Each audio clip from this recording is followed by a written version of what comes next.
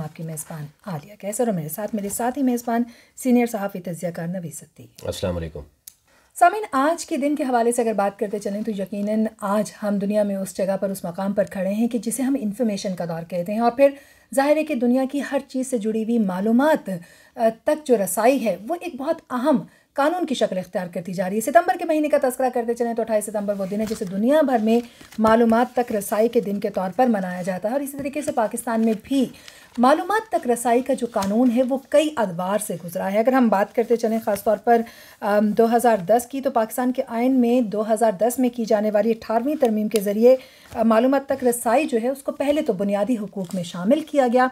उसके बाद फिर 2017 जो है वो राइट टू इन्फॉर्मेशन एक्ट बाज़ाब्ता तौर पर नाफिज किया गया। लेकिन 2018 में बाकायदा तौर पर पाकिस्तान इंफॉर्मेशन कमीशन का क़याम अमल में आया। पाकिस्तान इंफॉर्मेशन कमीशन का तज़किरा करें तो एक ऐसा कमीशन है कि जिसके थ्रू जो मालूमात तक रसाई का हक़ है उसको किस तरीके से हम एक्सरसाइज कर सकते हैं, ये कमीशन किस तरीके से काम कर रहा है, इसके क़याम का मकसद क्या है और इससे कितना फ़ायदा एक आम आदमी को भी पाकिस्तान के अंदर हो सकता है। इस पर बात करने के लिए हमें ज्वाइन किया आज के प्रोग्राम में मोहम्मद आज़म साहब ने, जो कि चीफ़ इंफॉर्मेशन कमिश्नर हैं पाकिस्तान इंफॉर्मेशन कमीशन के। अस्सलाम वालेकुम सर। वालेकुम सलाम। बहुत शुक्रिया वक्त देने के लिए। सर, सबसे पहले तो हम बात कर लेते हैं इस कमीशन के हवाले से हमें आगाह कीजिएगा कि कौन से लोग इससे फ़ायदा उठा सकते हैं, इसके क़याम का मकसद क्या है।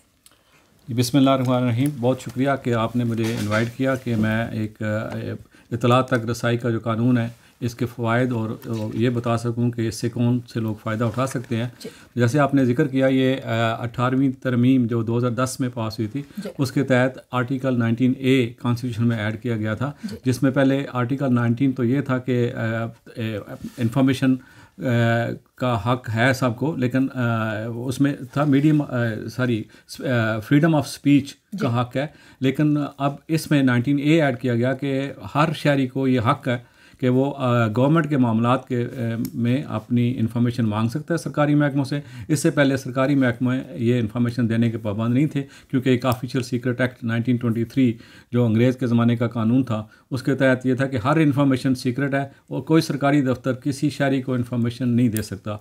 इस कानून के जो एक्ट बना आर्टिकल 19A के तहत, ये एक्ट 2017 अक्टूबर पार्लियामेंट से पास हुआ, फिर सदर पाकिस्तान ने इसको साइन किया। इसके तहत 6 माह के अंदर अंदर एक कमीशन बनना था जिसका नाम था पाकिस्तान इंफॉर्मेशन कमीशन। और लेकिन वो 6 माह में तो ना बन सका, लेकिन उसको कोई 13 महीने बाद ये नवंबर 2018 में ये पहला कमीशन हमारा बना। इसके हम 3 मेंबर हैं। वो 3 मेंबर की जो चुनाव है या उनका क्राइटेरिया है वो उसमें लिखा हुआ है।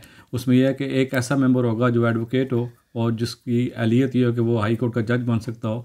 एक मेंबर होगा सिविल सोसाइटी ऑर्गेनाइजेशन से जिसकी 16 साल एजुकेशन हो और कम से कम उसकी 15 साल सिविल सोसाइटी में एक्टिव हो और उसने इस तरह के काम किए हों जो सोशल इश्यूज़ पे।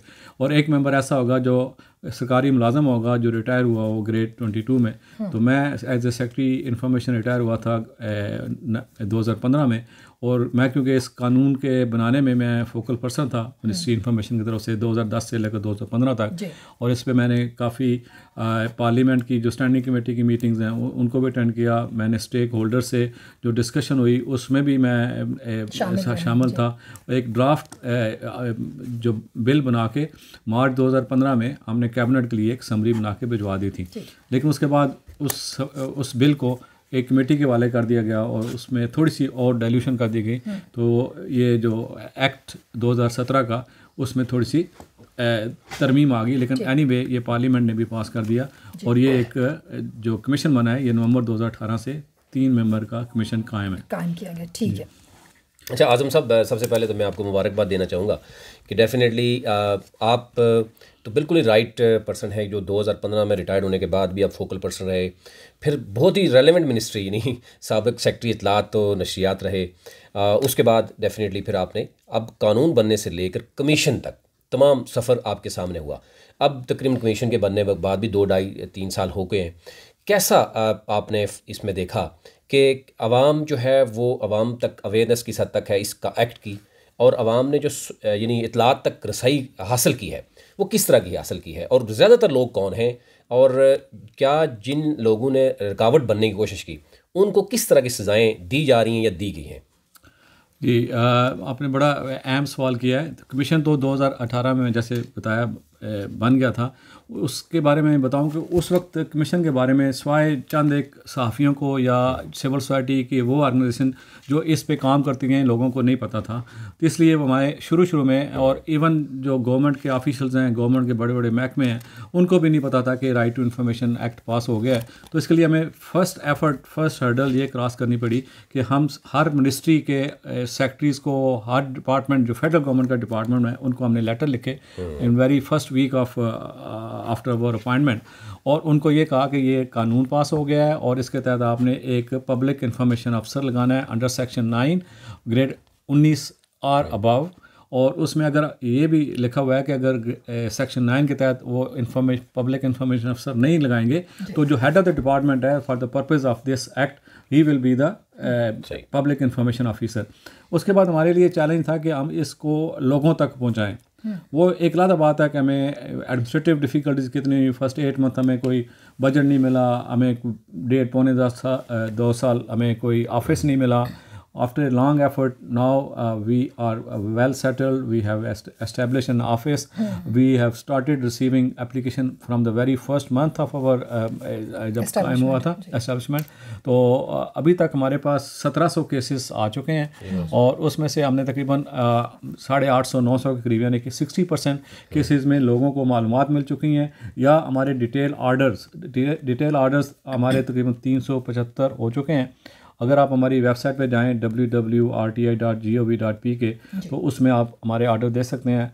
हमने ना सिर्फ ये कि एक तो एप्लीकेशन अपील हमारे पास शेयर कर सकते हैं, बल्कि हमने एक ऐसा ऑनलाइन मैनेजमेंट सिस्टम शुरू किया था लास्ट ईयर सितंबर 28 को with the help of UNESCO, जिसके तहत शहरी ऑनलाइन जाके भी अपनी एप्लीकेशन जमा करा सकते हैं। अच्छा, शहरी का आपने जो कि तस्करा किया, तो ज़ाहिर है कि एक आम आदमी का जहन में तसव्वुर आता है, एक आम आदमी कहाँ तक सवाल और किस शख्स से जो है वो सवाल उठा सकता है, इसके हवाले से मैं आपसे सवाल करना चाहूँगी, लेकिन एक मुख्तसर सी ब्रेक का वक्त हुआ चाहता है।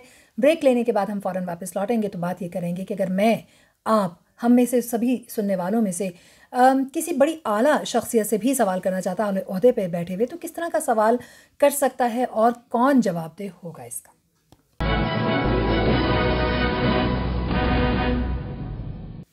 ब्रेक के बाद आपको खुशामदीद कहेंगे। हमारे साथ मौजूद हैं chief information commissioner Pakistan information commission से मोहम्मद आज़म साहब। और ब्रेक पर जाने से पहले सर मैं ये जानना चाह रही थी कि एक आम बंदा अगर किसी भी इदारे में बैठे हुए शख्स से सवाल करना चाहे, या फिर ये भी मुमकिन है कि वज़ारत उज़्मा तक सवाल उठाया जाए, तो किस तरह के सवाल कौन शख्स कर सकता है? क्या हर शख्स को राइट टू इन्फॉर्मेशन एक्ट के तहत ये सहूलत हासिल है? ये सबसे पहले तो ये बताऊं कि ये कानून जो है ना हक देता है हर सिटीज़न को, सिटीज़न ऑफ पाकिस्तान को। अच्छा, दूसरी बात आपने पूछी है कि किस किस इदारे से ये सवाल पूछा जा सकता है, तो उसमें हमारी जो सेक्शन 2 ऑफ द है एक्ट, उसमें सारे वो इदारे लिखे हुए हैं जिनको फेडरल गवर्नमेंट से कोई पैसे मिलते हैं। उसमें all federal government department, ministries, divisions, autonomous bodies, फिर उसके बाद एनी कोर्ट, कमीशन, ट्राइब्यूनल और board established under federal law. उसके अलावा जो NGOs जिन्होंने कोई फैसिलिटी हासिल की हो गवर्नमेंट ऑफ पाकिस्तान से, वो या वो NGOs जो रजिस्टर्ड हों under any law of the government of Pakistan, उनसे सवालात पूछे जा सकते हैं। उसमें सवालात की कैटेगरी क्या है, वो हमारी सेक्शन 5 और 6 पब्लिक रिकॉर्ड की डेफिनेशन में वो सारी चीज़ें दी हुई हैं। उसमें यह है कि फॉर एग्जांपल किसी ऑर्गेनाइजेशन है आपका, फॉर एग्जांपल मैं मिसाल दूंगा, रेडियो पाकिस्तान है, तो रेडियो पाकिस्तान की वेबसाइट पे जो सेक्शन 5 में इंफॉर्मेशन मेंशन है वो उनकी प्रोएक्टिव डिस्क्लोजर में वेबसाइट पे होनी चाहिए। इसी तरह हर डिपार्टमेंट की ये इंफॉर्मेशन सेक्शन 5 की होनी चाहिए। और अब काफ़ी हद तक हमारे कहने पे कुछ डिपार्टमेंट के तो पहले ही वेबसाइट थी, फिर हमारे कहने पे फिर हम ऑर्डर जो होता है उसमें लिखते हैं कि it is binding on the public information अफसर and the head of the department to proactively disclose information जो हमारी सेक्शन 5 में है। उसमें सारी कैटेगरी इंफॉर्मेशन दी हुई हैं, उसमें ऑडिट रिपोर्ट्स हैं, उसमें इंक्वायरी रिपोर्ट्स हैं विच हैव बीन फाइनलाइज्ड, उसमें जितने भी शहरी हैं उनके अगर पर्सनल ग्रीवेंसेस हैं उनको हल कर सकते हैं। मैं आपको एक मिसाल दूंगा, एक कराची के सीनियर शहरी हैं मेरी तरफ, सीनियर सिटीज़न बुजुर्ग, उन्होंने सिविल एविएशन अथॉरिटी से पूछा, जब कराची एयरपोर्ट उन्होंने विज़िट किया तो जैनिटर स्टाफ से पूछा कि आपको कितनी तनख्वाह मिलती है। उसने कहा जी मेरे 12,000 देती है और 12 घंटे काम लेते हैं। उन्होंने सिविल एविएशन अथॉरिटी को एक इन्फॉर्मेशन रिक्वेस्ट डाली under right to information act, आप मुझे उस कॉन्ट्रैक्ट की कापी दें जिसके तहत आप जैनिटर स्टाफ को हायर करते हैं। उन्होंने नहीं दी। उन्होंने हमारे पास अपील की। हमें अपील करने के बाद काफ़ी हियरिंग के बाद सिविल एविएशन अथॉरिटी को मजबूर किया कि आर्डर पास करने के बाद कि इनको कॉन्ट्रैक्ट की कापी दें। आप यकीन करें कि वो जब कॉन्ट्रैक्ट मिला पता चला कि वो 25,000 रुपये पर पर्सन कॉन्ट्रैक्टर लेता था और 12,000 उन जो गरीब तरीन हमारे सोसाइटी के लोग हैं उनको देता था। फिर उन्होंने इसको यहाँ तक नहीं रखा, उन्होंने कायद-ए-आज़म के मज़ार पे जो लोग थे उनसे पूछा, फिर कंटोनमेंट बोर्ड से पूछा और लास्ट वीक ही उनकी हमें एक ईमेल आई कि डीजी जो कंटोनमेंट बोर्ड्स हैं उन्होंने लेटर लिखा है कि उन्होंने सारे 44 कंटोनमेंट बोर्ड में जितना जनरल स्टाफ है उनकी सारी तनख्वाह बेसिक जो हमारी मिनिमम वेज है 20,000 कर दी है और उन्होंने 40,000 लोगों को बताया कि इससे फ़ायदा हुआ है। तो मैं उस दिन से, बाकी पहले तो मैं थोड़ा मुतमईन नहीं था कि कमीशन को इतना काम जो करना चाहिए नहीं कर सके, लेकिन जब मैंने सुना कि 40,000 लोगों को वो सहूलत मिल गई है जो मिनिमम वेज लॉ की इन्फोर्समेंट है और EOB रजिस्ट्रेशन की सहूलत है, तो ये मुझे बहुत तो ये इस बात का भी सबूत है कि सर कि हमें आगे बढ़कर सवाल ज़रूर करना चाहिए, क्योंकि ये सिर्फ एक फ़र्द वाहिद के लिए नहीं बल्कि पूरे पाकिस्तान के लिए उसका मैटर है कि उनकी भी बेहतरी होगी, भलाई भी, और मसाइल की निशानदही भी इसी तरीके से होगी। बिल्कुल सही। आपने अभी बात की कि किस महकमे से पूछे जा सकते हैं। आई एम ग्रेटफुल कि जी हमसे एक शहरी ने सवाल पूछा प्राइम मिनिस्टर ऑफिस से कि जी आप 2018 से 2021 तक बताएं कि आपके बजट की यूटिलाइजेशन क्या है, जो पब्लिक सेक्टर है वो सेक्रेटरीट है और इंटरनल सेक्रेटरीट है उनका। तो I am very happy to announce कि वज़ीर-ए-आज़म सेक्रेटरीट ने वो सारी मालूमात हमें उसकी दे दी। इसके अलावा ये इन्फॉर्मेशन के जी आपके टोटल सैंक्शन स्ट्रेंथ क्या है, आपने उसमें कितने लोगों को भर्ती किया हुआ है, कितने कॉन्ट्रैक्ट में है, डिफरेंट कोटास क्या हैं, इसके बारे में सबसे पहले FBR से पूछा गया। हमने एक डिटेल आर्डर किया। FBR ने पहले कहा था तुम्हारा सीक्रेट है, तो जब हमने आर्डर किया तो फिर वो high court Islamabad high court में चले गए, तो वर्दी इस्लामाबाद हाई कोर्ट ने इसको इनलिमनी खारिज कर दिया कि नहीं आपको ये इन्फॉर्मेशन देनी पड़ेगी।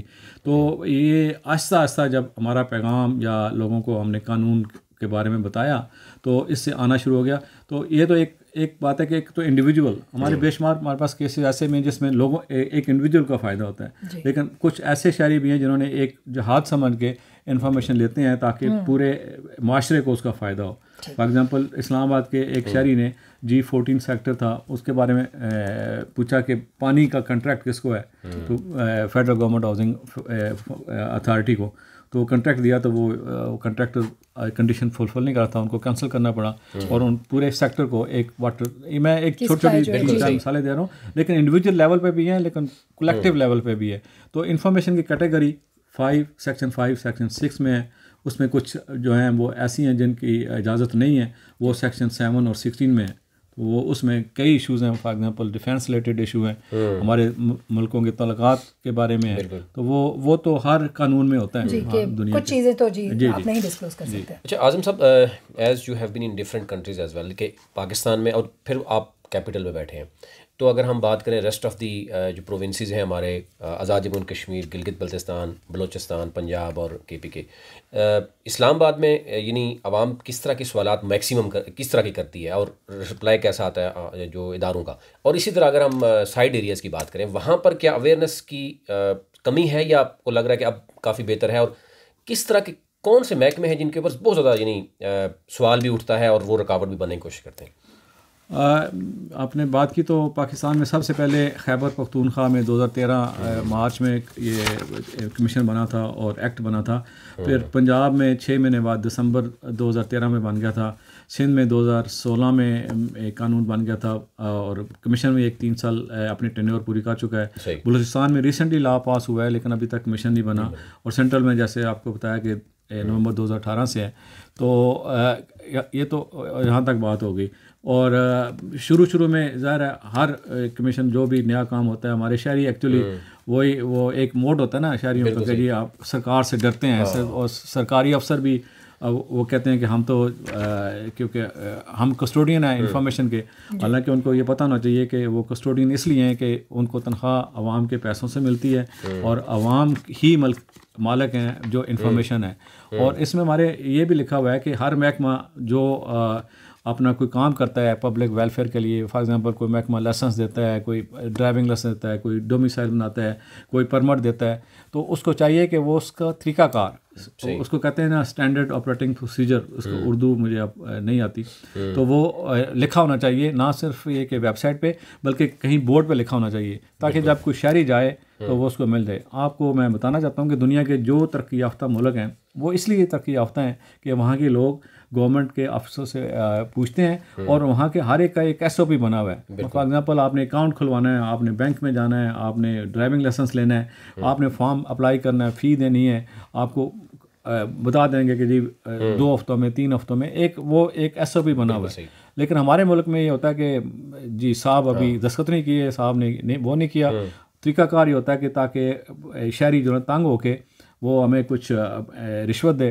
तो ये इस एक्ट की जो खूबसूरती है कि इसके प्रियम्बल में लिखा हुआ है कि टू शफाफियत लाने के लिए और जो गवर्नमेंट के दफ्तर हैं उनको अकाउंटेबल बनाने के लिए, ताकि वो उनका एहतसाब हो सके। तो अगर मैं चैलेंज करता हूँ, अगर आवाम हमारे जो डेवलपमेंट प्रोजेक्ट्स हैं उनके बारे में भी मालूमात लेना शुरू कर दें तो बेशुमार मसाइल हमारे हल हो जाएंगे। और ये हमारे पड़ोसी मुल्क इंडिया में काफ़ी लोगों को ये अवेयरनेस आ गई है, क्योंकि उनका एक्ट 2005 में हो गया था। हालांकि हमने 2002 में फ्रीडम ऑफ इंफॉर्मेशन ऑर्डिनेंस, हम सब कॉन्टिनेंट में पहला मुल्क थे, लेकिन हमने अपना एक्ट बनाने में बहुत देर कर दी और FY में बेशुमार मसाइल थे। उसमें सबसे बड़ा मसला था कि एप्लीकेशन देने के लिए आपको 50 रुपये पहले बैंक में जमा कराओ, फिर फॉर्म लो, तो इस तरह की थी। लेकिन इसमें विदाउट एनी कास्ट कोई भी शहरी वो अपना हक इस्तेमाल कर सकता है। एक सिंपल पेपर पे देख सकता है, फैक्स भेज सकता है, और अब हमने ईमेल शुरू कर दी है, तो इससे वो अपील उसकी फ़ाइल हो जाती है। बिल्कुल यही सवाल मैं सर पूछना चाह रहा था कि यानी बिल्कुल हम तो समझते हैं कि इसमें विदाउट एनी यानी कोई किसी किस्म का इशू नहीं है, आप इवन अपने मोबाइल से उठाकर आप एक ईमेल कर सकते हैं, या आसान तरीन तरीका है। लेकिन फिर भी हम समझते हैं कि आवाम को बताया जाए कि वो क्या कोई इसमें यानी किसी किस्म की फ़ी तो नहीं है, चारों सूबों में और इंक्लूडिंग जो है वो कैपिटल में कोई किसी किस्म की यानी अगर एक्सेस कोई लेना चाह रहा है तो कहीं फ़ी तो नहीं है, क्योंकि कहीं कहा जा रहा है कि किसी सूबे में जो है वो पर पेज जो है वो पैसा लिया जाता है, किसी में इस तरह के यानी डिस्करेज किया जाता है। जी मैं बताना चाहता हूँ, तरीक़ाकार ये है कि सबसे पहले अगर किसी शहरी को एक महकमे से कोई मालूमात दरकार है तो वो उस महकमे को दरख्वास्त लिखेगा कि ये मुझे ये इन्फॉर्मेशन, जितनी मर्ज़ी क्वेश्चन डाल के 1 to हमारे पास कुछ दरख्वास्तें आई हैं जिसमें A to Y लिखा हुआ है, मैंने कहा Z रह गया था तो वो उन्होंने इन्फॉर्मेशन का ये चाहिए, प्रोवाइडेड कि वो जो हमारी सेक्शन 5 है उसके तहत हों, और उसमें सादा पेपर पे लिखनी है, और वो महकमा वो 10 वर्किंग डेज में यानी कि ऑलमोस्ट 2 वीक्स में उसका जवाब देने का पाबंद है। अगर उसको 10 वर्किंग डेज में उसका जवाब नहीं मिलता तो वो हमारे पास फेडरल गवर्नमेंट कमीशन PIC में करेगा। यही हाल बाकी सूबों का है, लेकिन वो उसमें पंजाब का 14 दिन 14 डेज़ है, इसी तरह KP का भी 14 डेज़ है। तो लेकिन हर जो लॉ है उसमें ये चीज़ कामन है कि आप एक दरख्वास्त सादा कागज़ पे देंगे, और अगर आपको उस टाइम में 10 या 14 दिनों में अगर जवाब नहीं मिलेगा तो आप उस रेलेवेंट कमीशन के पास अपील करेंगे। अगर मसला सूबाई महकमे का तो सूबाई कमीशन में जाएंगे। अगर किसी भी फेडरल गवर्नमेंट डिपार्टमेंट का है, चाहे वो कराची में हो, कोयटा में हो, अगर फेडरल गवर्नमेंट का डिपार्टमेंट है तो हमारे पास करेंगे। सही। तो अच्छा, इसमें सर अगला वेरी नेक्स्ट स्टेप के कमीशन कितने अरसे में इसका यानी फ़ैसला करेगा, क्योंकि हमारे यहाँ आपको पता है इदारे होते हैं कि वो हो सकता है कि 2 साल तक इंफॉर्मेशन मुकम्मल ना दें, और हम देखते हैं कि बीइंग जर्नलिस्ट हमारे साथ भी ये होता रहा है। तो क्या कमीशन कितने अरसे तक ये इसका यानी फ़ैसला सुना देगा? जी हमारे एक्ट में लिखा हुआ है कि कमीशन के पास सिर्फ 60 दिन है, 60 दिनों में हमने उसका अपील का फ़ैसला करना होता है। मैं आपको बता दूं कि हमें शुरू में क्योंकि हमारे पास ना कोई फैसिलिटी थी, ना कोई अवेयरनेस थी, हम थोड़े से लीनियंट थे। फिर कोरोना की 3-4 दफ़ा वेव आ गई, फिर हर महकमे के पास होता था कि जी हमने अवेयरनेस प्रोग्राम ना सिर्फ ये कि आवाम में जाके किया है, हम खैबर से पेशावर से लेकर कराची तक गए हैं, नॉर्थ एरिया में भी गए हैं जहाँ जहाँ पहुँच सकते थे, लेकिन हमारे पास इतनी फंडिंग नहीं थी कि हम करते पूरी तरह कैंपेन। तो अदरवाइज़ कमीशन ने अपनी पूरी कोशिश की है कि अवेयरनेस आ जाए, और अवेयरनेस के बाद ही लोगों में ज़्यादा दरख्वास्तें भेजने का ट्रेंड शुरू हुआ। और 60 दिन के पाबंद हैं हम के उसमें फ़ैसला करें। अभी पहले हम बताया मैं थोड़े से हम लीनियर थे, लेकिन अब हम 60 डेज़ की लिमिट कर रहे हैं, और इसमें हम डिले अफोर्ड नहीं करते, ना महकमों को इजाज़त देते हैं कि अगर सेक्शन 5 और सेक्शन 6 के तहत वो पब्लिक रिकॉर्ड में आता है, चाहे वो कितना भी बड़ा ऑफिस है मुल्क का, अगर वो इस लॉ के तहत है तो हम उसके खिलाफ फैसला। बिल्कुल। यहाँ पर मैं चाहूँगा कि हम ब्रेक के में जाने से पहले एक बात कर लें कि आज़म सबसे जानने की कोशिश करेंगे कि जो सज़ाएं हैं वो क्या होंगी, यानी आवाम है या कोई भी किसी भी शहरी को, उसके साथ साथ सवालात कितने और किस तरह की जो हैं शिकायत अमूमी तौर पर मौसूल हुई हैं, जिस तरह से इन्होंने, और कुछ इररिलेवेंट क्वेश्चन भी किए जाते हैं। हाँ जी, वो बिल्कुल, उसके ऊपर भी हम बात करेंगे, क्योंकि वो कितना कीमती वक्त किसी एक मसले के हल के हवाले से जो बढ़ रहा होता है उसको ज़ाया कर सकते हैं, जो इररिलेवेंट सवाल होते हैं। इस पर हम बात करेंगे, लेकिन एक मुख्तसर से वक्फे के बाद। Welcome after the break. हम बात कर रहे हैं राइट टू इंफॉर्मेशन या इत्तलात तक रसाई का जो हक है, कानून है, उसके हवाले से पाकिस्तान इंफॉर्मेशन कमीशन के चीफ इंफॉर्मेशन कमिश्नर मोहम्मद आज़म साहब हमारे साथ मौजूद हैं। और ब्रेक पर जाने से पहले नबी साहब आपने बड़ा अहम सवाल किया सज़ाओं के हवाले से, और उसके साथ साथ ऑब्वियसली कि अगर एक इन्फॉर्मेशन डिमांड की जाती है, रिक्वायर्ड होती है, मांगी जाती है, वो अगर टाइमली ना दी जाए तो क्या फिर उसका तरीक़ाकार होता है? सर वो आप हमें बताइएगा। जी, आपने बड़ा अहम सवाल किया। उसमें यह कि हमारे पास सेक्शन 20 के तहत ये पावर है कि हम अगर डेलिबरेटली कोई ऑफिसर, पब्लिक इंफॉर्मेशन ऑफिसर हो या हेड ऑफ़ द डिपार्टमेंट हो, अगर वो डेलिबरेटली वो इंफॉर्मेशन हमारे ऑर्डर के बाद भी ना दे तो हम 1 दिन से लेकर 100 दिन की तनख्वाह तक उसकी काट सकते हैं। लेकिन अभी तक हमारी उस नौबत नहीं आई। हमारे तकरीबन 375 आर्डर में से सिर्फ 25-26 के करीब जो है ना वो इस्लामाबाद हाई कोर्ट में चैलेंज हुए हैं। उसमें से 5 का हमारे हक़ में हमारे आर्डर को अपहेल्ड किया गया है। तो देख लें, रेशो हमारी बड़ी अच्छी है कि 375 में से अगर 25 में गए हुए हैं लोग तो वो कोई बड़ी बात नहीं है। लेकिन हमारे आर्डर पे अगर कोई महकमा डेलिबरेटली ना करे तो हम 1 दिन से लेकर 20 दिन की तनख्वाह काट सकते हैं। नॉर्मली जब हमारे आर्डर पे इम्प्लीमेंटेशन नहीं होती तो हम शो कॉज नोटिस देते हैं, तो 99% ऑफ द केसेस में वो शो कॉज नोटिस पे ही हमें इंफॉर्मेशन मिल जाती है। हमने 1-2 महकमों में हमने फ़ाइन इम्पोज किया था, कर दिया था, तो दूसरे तीसरे दिन वो इन्फॉर्मेशन लेके आ गए। उनकी कोई एक्सक्यूज़ जेन्युइन थी, कोविड की वजह से डिले थी, तो हमने उस फ़ाइन को माफ़ कर दिया। लेकिन पहले तो वो था, लेकिन अब हम ये कोशिश कर रहे हैं कि जो महकमा भी अगर डेलिबरेटली करेगा तो वो हम उसको देंगे। दूसरी बात ये कि हमारे पास सिविल कोर्ट्स की पावर हैं और कंटेम्प्ट ऑफ कोर्ट्स की भी पावर है। तो अगर हमें ये पता चल जाए कि कोई महकमा किसी इंफॉर्मेशन को अगर डिस्ट्रॉय करने की कोशिश करेगा उसको, या उसमें कोई माइनस या प्लस करने की कोशिश करेगा, तो हम वो इंक्वायरी रेफ़र कर सकते हैं कंसर्न डिपार्टमेंट को। रिसेंटली हमने एक इंक्वायरी FIA को की है, जिसमें एक हेड ऑफ द डिपार्टमेंट ने एक बोर्ड की मीटिंग में एडिशनल एजेंडा आइटम डाल के कुछ लोगों को नौकरी से निकाल दिया था, जिस पे वो इस्लामाबाद हाई कोर्ट में गए। इस्लामाबाद हाई कोर्ट ने भी उनके ख़िलाफ़ फैसला दे दिया। तब उन्होंने कहा कि हमें वो उस बोर्ड की मीटिंग के मिनट्स दिए जाएं। तो minutes of the meeting when it is finalize is a public document. जब हमने वो मिनट्स मंगवाए तो पता चला कि वो वाकई वो इन्फॉर्मेशन उस पर इनिशियल एजेंडा ही नहीं था उसमें, और वो फिर हमने इंक्वायरी FIA को रेफ़र कर दी। उसके बाद अभी तक वो केस अभी चल रहा है। तो पावर हमारे पास सिविल कोर्ट की भी हैं और हमें फ़ाइन करने की भी है। हम शो कॉज नोटिस भी इशू करते हैं। तो इस लिहाज से लॉ बड़ा अच्छा स्ट्रांग है कोई। अच्छा, ये दूसरा, इसमें तो दूसरी राय नहीं है कि हम देख रहे हैं कि कुछ कमीशन तो काम कर रहे हैं, लेकिन कुछ जो सूबे हैं, जैसे आपने बलूचिस्तान की बात की कि बलूचिस्तान में अभी कमीशन नहीं बना, शायद एक्ट तो बन गया।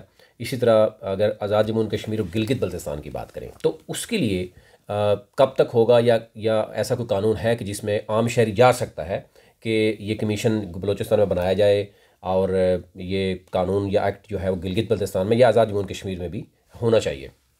लेकिन ये आर्टिकल 19A में के तहत तो सारे प्रोविंसेस आते हैं, उसमें एजे के और जीबी भी आता है। बलूचिस्तान में उन्होंने एक्ट पास कर लिया है, कमीशन उन्होंने, आई होप कि उस पर सिविल सोसाइटी ऑर्गेनाइजेशन का काफ़ी अब प्रेशर भी है, तो मुझे उम्मीद है कि वो उसमें कमीशन नया बन जाएगा। सिंध का कमीशन का जो पहला था वो मई में उसकी 3 ईयर टेन्योर पूरी होगी, उसमें भी कमीशन अभी नहीं बना। पंजाब में 2 कमिश्नर की टेन्योर पूरी होगी और तीसरे एक सिर्फ एक कैपिटल वन टीवी की वीडियोस देखने के लिए आज ही चैनल सब्सक्राइब कीजिए, बेल आइकन को ज़रूर क्लिक कीजिए, हमारा फेसबुक पेज लाइक और फॉलो कीजिए ताकि हमारी हर नई वीडियो बर वक्त आप तक पहुंच सके। शुक्रिया। चीफ इंफॉर्मेशन कमीशन पंजाब में काम कर रहे हैं, तो वहाँ पे भी कंप्लीट नहीं है। केपी में मेरे ख्याल में मुझे अपडेट करना पड़ेगा, शायद उसमें भी 2 मेंबर हैं, 3 नहीं अभी हुए। ठीक है। तो ये मसला ये कि हमारे यहाँ वो जो डिसीजन मेकिंग प्रोसेस है वो इतना लेंथी है, और या हुकूमतें या जो डिसीजन मेकर हैं वो टाइमली फैसला नहीं करते। तो ये खैर हमारा काम तो नहीं है, लेकिन मैं आई एम श्योर के जी बाकी सूबों में इंक्लूडिंग आज़ाद जम्मू कश्मीर NGB में ये कमीशन होना चाहिए, क्योंकि article 19A is for every citizen. अच्छा, एक चीज़ इसी से मैं अगर मिलती जुली करूँ कि कमीशन, ज़ाहिर है आपने ये तरीकाकार बता दिया था कि मेंबर्स होते हैं और मेंबर्स किस तरीके से काम करते हैं, कितने अरसे तक जो है मेंबर्स जो चुने जाते हैं वो कितने अरसे तक काम करते हैं, और क्या चारों सूबों में इंक्लूडिंग AJ के और गिलगित बल्तिस्तान एक ही तरह का तरीकाकार है इसमें चुनाव का? नहीं जी, हर सूबे का थोड़ा सा वेरिएशन तो है उसमें, वो है, लेकिन हमारा फॉर एग्जांपल जो PIC है इसकी सेक्शन 18 के तहत ये बनता है, उसमें लिखा हुआ तरीकाकार भी, और इसकी 4 ईयर्स टेन्योर है, 4 year tenure which is not extendable. ठीक है। बाकी पंजाब में भी था, लेकिन उन्होंने पिछले साल ये जो अभी चीफ इंफॉर्मेशन कमीशन बने हैं उनकी टेन्योर जब ख़त्म हुई तो उन्होंने उसमें एक्सटेंडेबल की इजाज़त दे दी, जिसके साथ वो अभी चीफ कमिश्नर है। बाकी सूबों में भी वो नॉन एक्सटेंडेबल टर्म है, बाकी सारे सूबों में अभी तक 3-3 साल की हैं। सही। तो कौन सा इदारा है जो यानी ये दोबारा से यानी मेंबर्स बनाता है? देखें, हमारा जो PIC है ना, उसका है प्राइम मिनिस्टर ऑथराइज है, वो प्राइम मिनिस्टर की फिर वो सुप्रीम कोर्ट डिसीजन के तहत वो फेडरल गवर्नमेंट के पास जाता है। तो हमारा जो फाइनल अपॉइंटमेंट हुई थी वो फेडरल कैबिनेट से अप्रूवल हुई थी। ठीक है। वो हाँ जी। अच्छा, अगर हम बात करते चलें, जैसे आम शख्स की आप बात कर रहे हैं तो एक तो ये, क्या लोगों को इल्म है कि हमें जो राइट टू इंफॉर्मेशन एक्ट हासिल है उसको किस तरीके से इस्तेमाल करना है, और दूसरा ये कि जब हम 130 ममालिक की बात करते हैं जिनमें पाकिस्तान शामिल है, जिसमें ये इस कमीशन का क़याम अमल में लाया गया, पाकिस्तान जैसे मुल्क में कितनी ज़्यादा इसकी ज़रूरत है और क्या इसका मौसर इस्तेमाल हो रहा है? पाकिस्तान जैसे मुल्क में तो बहुत अच्छा ज़रूरत है, क्योंकि इसकी प्रियम्बल में आप लगे शफाफियत और जो एहतसाब का अमल होना चाहिए। हमारे मुल्क में देखें, अगर लोग जो जितने तरक्याती मंसूबे होते हैं, अगर आप देखें हमारे सारा इस वक्त सारा सिस्टम जिस पे करप्शन मीडिया में भी टॉक्स होती हैं, तो किस में होती है? जो डेवलपमेंट प्रोजेक्ट्स हैं। अगर हर डेवलपमेंट प्रोजेक्ट्स के शुरू में ही लिख दिया जाए कि ये फॉर एग्जांपल ये रोड बननी है, इसकी टोटल लागत ये है, इसकी स्टैंडर्ड ये है, इसकी डेटा कंप्लीशन ये है, तो और शहरी उसके बारे में पूछना शुरू कर दें, तो मेरे ख्याल में काफ़ी हद तक इस पे कंट्रोल। और ये बहुत से मुल्कों में, हमारे सब कॉन्टिनेंट के बहुत से मुल्कों में ये अमल है। इंडिया में तो ख़ास तौर पर डेवलपमेंट प्रोजेक्ट्स पे लोग बहुत ज़्यादा डालते हैं। अगर हमारे यहाँ भी ये डालना शुरू कर दें तो मेरे ख्याल में काफ़ी। मैं आपको अपने इस्लामाबाद की बात बताता हूँ। मैंने खुद एक प्रोजेक्ट डायरेक्टर को बात की, मैंने कहा आप एक सड़क बन रही है हमारे इधर, तो वहाँ पे डिच बना हुआ है जो अल्टरनेट रूट दिया हुआ है, तो ये किसने ठीक कराना है? ओहो जी, मैं देखता हूँ आज CDA के प्रोजेक्ट डायरेक्टर थे, और बिलीव में 2 घंटे बाद गया तो वो डिच में उन्होंने 2 डंपर सिर्फ वो मिट्टी डालनी थी, तो वो रोड ठीक हो गई थी, चलो बेहतर हो। तो अगर शहरी इस बिल की ताकत को समझें और ये पूछना शुरू कर दें तो मैं ख्याल में हम सब के लिए बेहतर है ना। पॉलिटिशियन, हमारे यहाँ क्या होता है कि एक ठेका हुआ 100 मिलियन रुपीज़ का, वो जो मेन ठेकेदार है वो आपको सब कॉन्ट्रैक्ट कर देगा, 30 मिलियन आप जेब में डाल लेगा। मैं ओपनली कहता हूँ, मैं चैलेंज करता हूँ, मैं गवर्नमेंट सर्विस में रहा हूँ, तो अनफॉर्चुनेटली जब तक इस मुल्क में ये फेयरनेस नहीं आएगी कि जो आपका तरक्याती काम है, जो आवाम के टैक्सों का पैसा है वो हवाम पे लगे अगर, तो हम दुनिया के किसी मुल्क से कम नहीं है। अच्छा, तो क्या हमारे जो सवालात उठाए जाते हैं या जो लोग उठाते हैं, जो भी सवालात आप तक आए या शिकायत आप तक आती हैं, क्या वो दुरुस्त होती हैं या इस तरह की भी हैं जो कि मिसगाइडेड होते हैं लोग और वो आ जाते हैं सवाल या आपसे कोई क्वेश्चन करने के लिए? थोड़ा सा उसके हवाले से हमें बताइएगा, क्या उसमें कभी कमीशन को कोई मुश्किलात आती हैं और क्या लोगों को इस हवाले से इदारों को मुश्किलात दरपेश आई हैं, उसमें उनका वक्त या लोग इन्फॉर्मेशन मांग कर खुद पीछे हट जाते हैं? अभी तक हमारे पास चंद एक थी जो हमने डिसमिस की हैं, लेकिन मोस्टली जो लोगों की दरखास्तें होती हैं वो ठीक होती हैं। मतलब हमारे पास इदारे आते हैं जी, ये बंदा इन्फॉर्मेशन इसलिए ले रहा है कि जी ये हमें ब्लैकमेल करेगा। हम कहते हैं कि अगर आप सही हैं, अगर आप सही काम कर रहे हैं तो ब्लैकमेल क्यों होते हैं? दूसरी बात यह है कि हमारी सेक्शन जो 11 है उसमें लिखा हुआ है कि in no case a citizen will be asked to give reason for asking information, या इदारे हमें कहते हैं कि ये तो कंसर्न बंदा ही नहीं है, वो उसके concern unconcern, every citizen is a concern person, he can ask any question which is mention, वो हमारी सेक्शन 5 और 6 में उसके तहत कर सकते हैं। और कोई भी शहरी, वो मैं अक्सर कहता होता हूँ यूनिवर्सिटी में भी जाके कि जी कोई सवाल स्टूपिड नहीं होता, उसका जवाब स्टूपिड होता है। तो हमारे पास 3-4 केसेस ऐसे होंगे जो मतलब मेरिट नहीं करते थे, तो उसको हम डिसमिस भी कर देते हैं, लेकिन बहुत कम।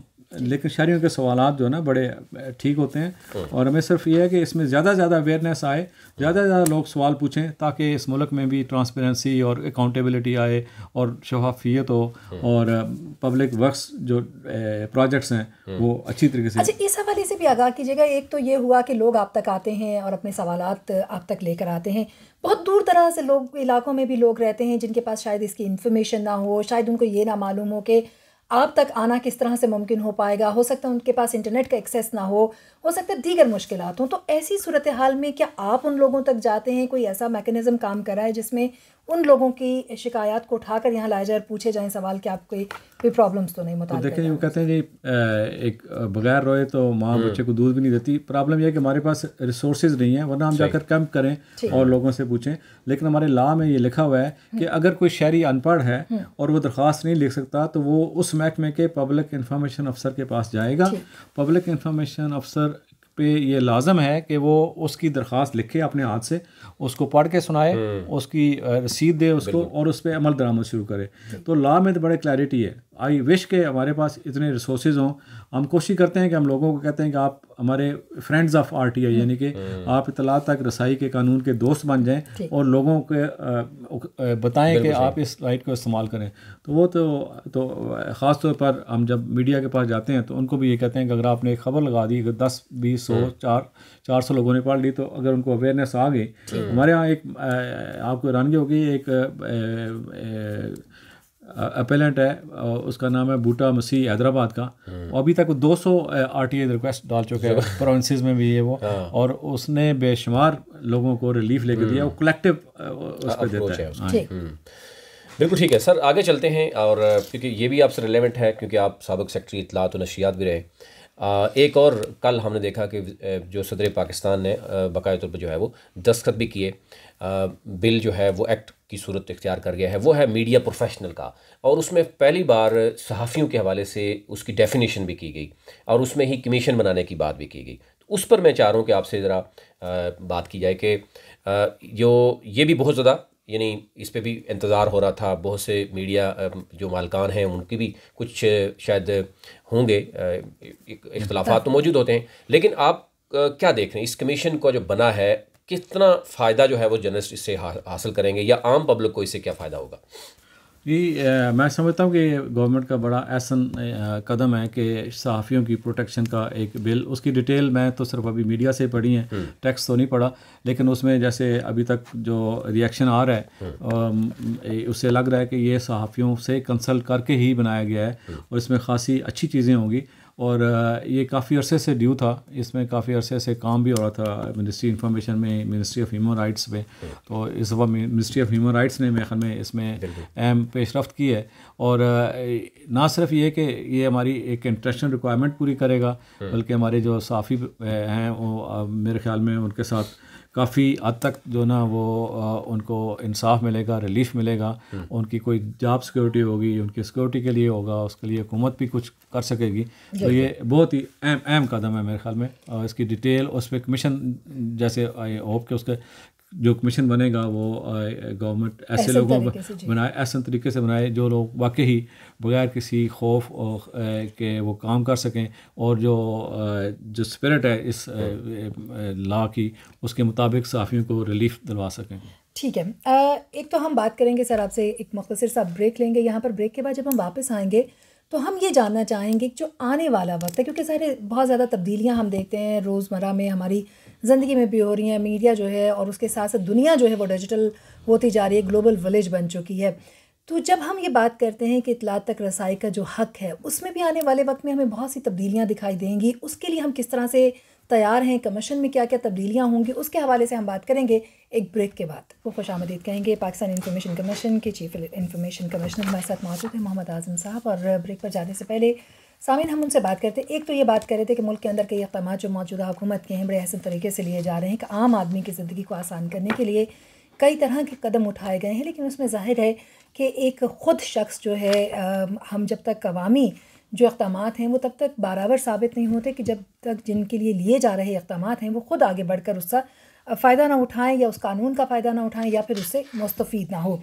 अभी आने वाले वक्त में अगर हम बात करते चलें आज़म साहब, तो क्या किस किस्म की तब्दीलियाँ हैं जो कि कमीशन में मज़ीद लाई जाएंगी, बेहतरी की जाएगी, और क्या जो बैरून मुमालिक की अगर हम बात करते चलें तो दीगर ममालिक के साथ कोई इस तरह के भी राब्ते हैं कि जिनके ज़रिए से मज़ीद ट्रेनिंग की जाए, आपका जो स्टाफ है, आपका जो अमला है उसको मज़ीद बेहतर किया जाए और आम जो लोगों तक जो आपकी इन्फॉर्मेशन है उसको पहुंचाने के हवाले से भी बेहतरीन इक़दाम उन लोगों से सीख कर। और साथ ही मैं एक क्वेश्चन ऐड करना चाहूँ कि इसमें सर स्टेक होल्डर्स डेफिनेटली हमारे यहाँ पब्लिक जो बहुत से और प्राइवेट इदारे होते हैं, बिज़नेस कम्युनिटीज़ हैं, फिर इसके साथ साथ बाकी इदारे हैं, वो किस तरह आपके साथ मिलकर जो है मज़ीद इस पैगाम को आम आवाम तक पहुँचा सकते हैं? देखिए जी, जो भी कमीशन बने हैं दुनिया में वो 130 मुल्कों में है, उनका एक फोरम भी है इंटरनेशनल, वो हर 2 साल बाद मिलता भी है। जहाँ तक ये कि इसमें बेहतरी लाने की, वो तो हर इदारे में और हमारे इदारे में भी, हमारा तो अभी सिर्फ 10-12 बंदों का अमला भी नहीं हुआ, उसमें से हमारी कुछ पोस्टें अभी जो हमें सेंक्शन हुई हैं उसमें FPC ने नामिनेशन करवानी है। वो हमारे सर्विस रूल जो है ना वो एक मिनिस्ट्री से दूसरी मिनिस्ट्री में वो पिंग पोंग बॉल की तरह जा रहे हैं एक साल से, जब तक वो नहीं बनेंगे तो इम्प्रूवमेंट तो बहुत ज़रूरत है। सबसे अहम बात है कि अवेयरनेस, ताकि लोगों को, जितने लोगों को पता चले उसमें वो दें। ये मैं बताना चाहता हूँ कि ये जो मालूमात आवाम तक पहुंचने का ये बिल्कुल इस्लामी कंसेप्ट था, जिसमें हज़रत उमर से लोगों ने उठ के पूछा कि आपने कुर्ता कैसे बनवा लिया। फिर ये कंसेप्ट हमारे इस्लाम से निकलता वेस्ट में आ गया और 1766 में स्वीडन पहला मुल्क था जिसमें ये राइट टू इन्फॉर्मेशन लॉ मौजूदा फॉर्म में हुआ। अब आप देखें जितने भी वेस्ट के मुल्क हैं, तरक्की याफ्ता मुल्क हैं, उनमें आवाम को ये हक़ है पूछने का और आवाम जाकर पूछते भी हैं, और उसमें आसानी ना सिर्फ अवाम की होती है बल्कि जो सरकारी अफसर हैं उनको भी फ़ायदा होता है, क्योंकि हम जिस माशरे में रहते हैं वो जिसमें जितना वो डेवलप्ड होगा उसका सबको फ़ायदा होगा। और दूसरा सवाल करने की ताकत होगी तो फिर काम करने वाले लोग भी ज़रा बेहतरीन अपनी कारकर्दगी रखें। हमारे यहाँ तो ये रिवाज रहा है ना कि एक करप्शन हो रही है तो उसको इस पर एक एंटी करप्शन डिपार्टमेंट बना दो, उसने एंटी करप्शन ने कुछ नहीं किया तो एक और इदारा बना दो, फिर वो नैब बना दो।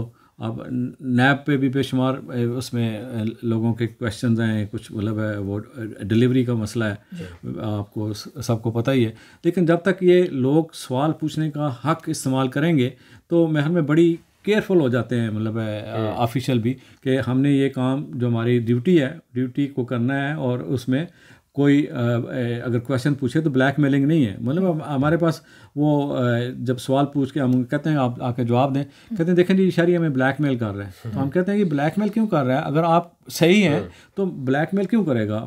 अगर आप दफ्तर का काम सही कर रहे हैं, आप उसका सही जवाब दें तो ब्लैक मेलिंग तो नहीं होती।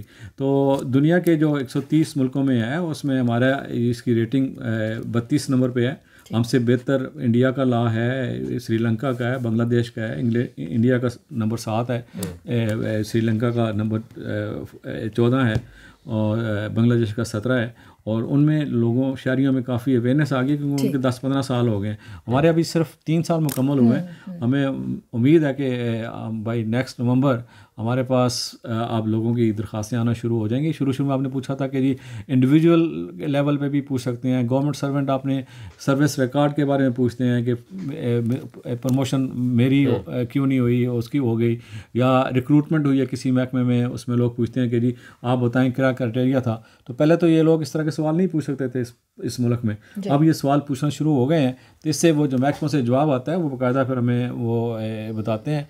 कलेक्टिव मैंने बता दिया कि एक शहरी, हम अभी कराची में गए थे, नईम सादक नाम है उनका, अब मेरी तरह सीनियर सिटीज़न है, उन्होंने 40,000 लोगों को फ़ायदा पहुँचा दिया सिर्फ एक कागज़ की दरख्वास्त को, कोई उन्होंने उनको नहीं। तो ये इस लॉ में लिखा हुआ है कि टू प्रोवाइड जस्टिस, जो शहरियों को इंसाफ मुहैया करना है कम से कम लागत पे। तो कम से कम लागत क्या है कि आप एक कोई और बता दें मुझे लॉ इस पाकिस्तान में जिसमें एक सादा कागज़ पे लिख के, और उसमें आपको वकील करने की ज़रूरत नहीं है, हम खुद उसका देखते हैं, प्रोवाइडेड के वो जो सवालात पूछे जाएं वो उस एक तो हमारे कमीशन से पूछना है तो फेडरल गवर्नमेंट रिलेटेड डिपार्टमेंट हो, अगर प्रोविंस से पूछना है तो प्रोविंस रिलेटेड डिपार्टमेंट हो, और वो मालूमात जो पूछ रहे हैं वो इसमें रिक्वायर्ड हो। आपको जो एग्जाम्प्टेड हैं उसको ना पूछें। एग्जाम्प्टेड इन्फॉर्मेशन पूरी दुनिया में होती हैं, उसमें नेशनल इंटरेस्ट की बात होती है, सिक्योरिटी के मामलात होते हैं, तो उस तरह के सवालात जो है ना वो तो गैर ज़रूरी हैं। लेकिन बाकी जो सवालात हैं आप डेवलपमेंट के बारे में, आपको पर्सनल ग्रीवेंसेस हैं उसके बारे में, वो बेशक पूछते रहें। बिल्कुल। ब्रीफली मैं सिर्फ आपसे ये जानना चाहूँगी कि बाहैसियत chief information commissioner, Pakistan information commission, आप आवाम को क्या पैगाम देना चाहें? जी, मेरी सब अपने आवाम से दरख्वास्त है कि इस लॉ के बारे में ज़्यादा से ज़्यादा मालूमात हासिल करें और इस लॉ को इस्तेमाल करते हुए, अपना हक़ इस्तेमाल करते हुए गवर्नमेंट के महकमों से सवालात पूछें। अगर आपको उन सवालात का जवाब 10 दिनों में ना मिले तो आप हमारे पास अपील करें। हम इंशाअल्लाह 60 दिनों में आपका उस अपील का फ़ैसला करेंगे। और दरख्वास्त ये भी है कि आप जो इन्फॉर्मेशन पूछना चाहें उसमें सेक्शन 5 और 6 में डिटेल डेफिनेशन दी हुई है, उसी के मुताबिक पूछें ताकि आपका वक्त भी ना ज़ाया हो, कमीशन का वक्त भी ना ज़ाया हो।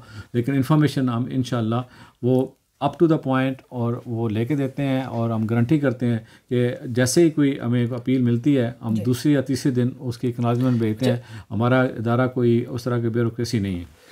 बहुत शुक्रिया आज़म साहब, आप हमारे साथ मौजूद रहे। पाकिस्तान इंफॉर्मेशन कमीशन से चीफ इंफॉर्मेशन कमिश्नर हमारे साथ मौजूद थे, और यकीनन बहुत से सवालात हैं जो आपके भी हैं, अभी बाकी हैं नवी साहब, लेकिन इंशाल्लाह हम जहमत देते रहेंगे आज़म साहब को इन फ्यूचर भी। इसके साथ ही सामीन, हमारा प्रोग्राम जो है वो इख्तितामी लम्हात में दाखिल होता है, लेकिन बहुत अच्छा एक पैगाम आज़म साहब ने दिया कि आप अपने हक़ के लिए ख़ुद आवाज़ बुलंद करें, उठ खड़े हों। अगर आपके कुछ सवालात हैं तो उन सवालात के हवाले से जवाबात हुकूमत ने आपको आसानी दे रखी है, और जिस तरह से वज़ीर-ए-आज़म इमरान खान ने कहा कि एक जवाबदेह मुआशरा है, तो उसके हवाले से भी उन्होंने एक बाकायदा एहतसाबी अमल जो है वो तमाम इदारों तक पहुँचाया है। आपको खुद उठना पड़ेगा।